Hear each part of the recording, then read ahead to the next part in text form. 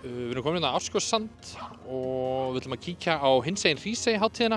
Endilega koma með.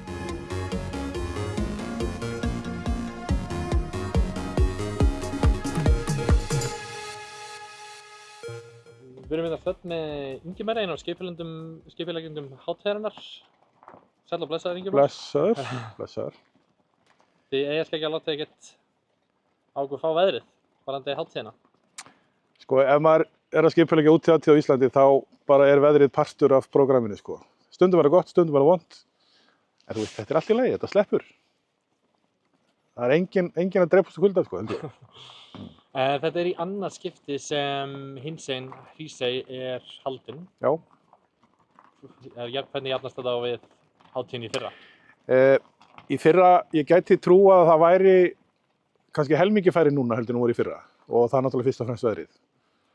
En þetta er bara komið til að vera. Gekk frábærlega í fyrra, búið að ganga vel í dag. Og við erum bara mjög bjartsýn, við erum búin að ákveða það að þetta verður á sama tíma ári. Og þá kannski fáum við bara betra veður, ég veit það ekki.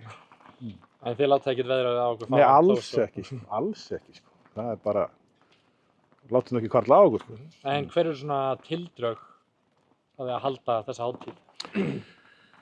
Sko, við erum búin að halda Hríseyjarhátíð hér síðan 1997. Árið 2019 þá vorum við danshátíð líka í ágúst. Okkur fannst vanta eina enn. Og við erum þrjú sem að skipuleggja þetta, ég, Linda María og Kristín Björk, erum öll foreldrar hinsegin barna og fengum bara þessa hugmynd þarna yfir einum dökkum kalda á verbúðinni einhvern tímann og bara kýldum á þetta. Allir tóku svona rosalega vel í þetta. Allir tilbúnir að koma og þetta bara vatt svona upp á sig og já, hér erum við í dag með aðra hátíðina og búin að ákveða svo þriðja verið á næsta ári. Þeir sem eru að koma að þessu, þeir eru að fá fólk að sunnan. Mikið af þeim, já. Til að aðstoða við þetta. Sko já, Siggi Gunn náttúrulega okkar maður hérna í eyjunni, hann hjálpar okkur mikið við þetta. Við höfum verið í samstarfi við bæði hinsegin Reykjavík og hinsegin dag í Reykjavík, samtökin 78. Og já, það er bara gengið ljómandi vel og við erum að fá mikið af fólki sem kemur bara úr Reykjavík hér til þess að skemmta sér með okkur.